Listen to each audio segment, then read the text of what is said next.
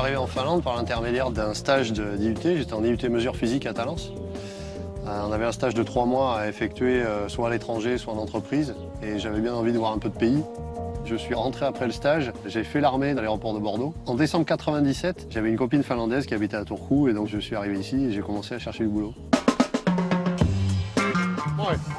Le premier contact n'est pas forcément facile, c'est des gens qui sont assez réservés, pas très expressifs, mais c'est quand même des gens très accueillants. Si on se met à parler la langue et qu'on se met à faire des choses avec eux et participer à la vie locale, il n'y a pas de problème. Au global, je pense que la vie est un petit peu plus chère qu'en France et les revenus sont un petit peu plus élevés qu'en France. Aujourd'hui, je travaille toujours dans la même boîte dans laquelle je suis rentré en 98. Je suis responsable des ventes et du marketing pour une entreprise qui fait des machines d'emballage. Je dirais que c'est un plaisir de travailler avec les Finlandais. C'est des gens qui disent ce qu'ils font et qui font ce qu'ils disent, qui sont très pragmatiques. Il y a très peu d'hierarchie, tout le monde se tutoie. Je pense que c'est l'idéal pour un milieu professionnel.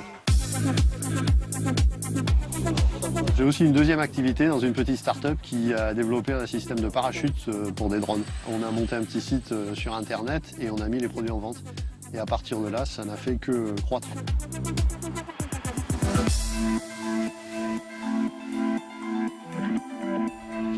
Les Finlandais mangent beaucoup plus tôt que les Français. Ils mangent à 11h30 et ils finissent de travailler entre 3 et 4 heures. Ils rentrent chez eux vers 4-5 heures et ils mangent à 5 heures, ce qui est très étrange pour les Français. Tu veux venir avec moi? Aujourd'hui, je suis marié avec une Finlandaise et on a 2 enfants de 1 et 3 ans. Pour les enfants, on a décidé de parler chacun notre langue maternelle. Donc Maya leur parle en finnois et moi je leur parle en français.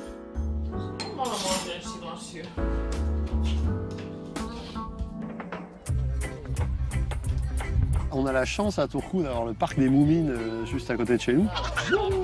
En fait, c'est des personnages qui ont été inventés par une Finlandaise dans les années 50, si je me souviens bien. Ça a été transformé en dessin animé et en film. Puis ça a été traduit en de nombreuses langues. Et donc il y a des gens qui viennent du Japon uniquement pour voir le parc des Moumines à Turku.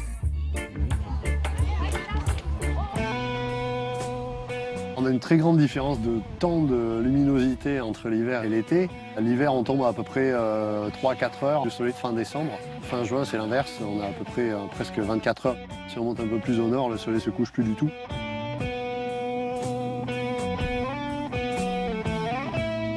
On est très proche de la nature.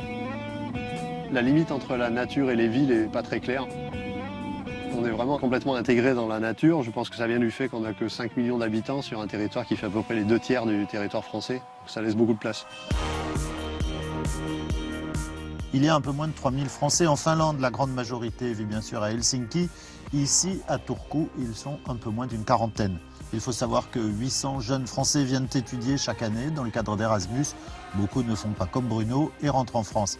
Voilà, je vous souhaite une très bonne journée, à bientôt. Et surtout, n'oubliez pas, d'ici aussi, on regarde Télématin.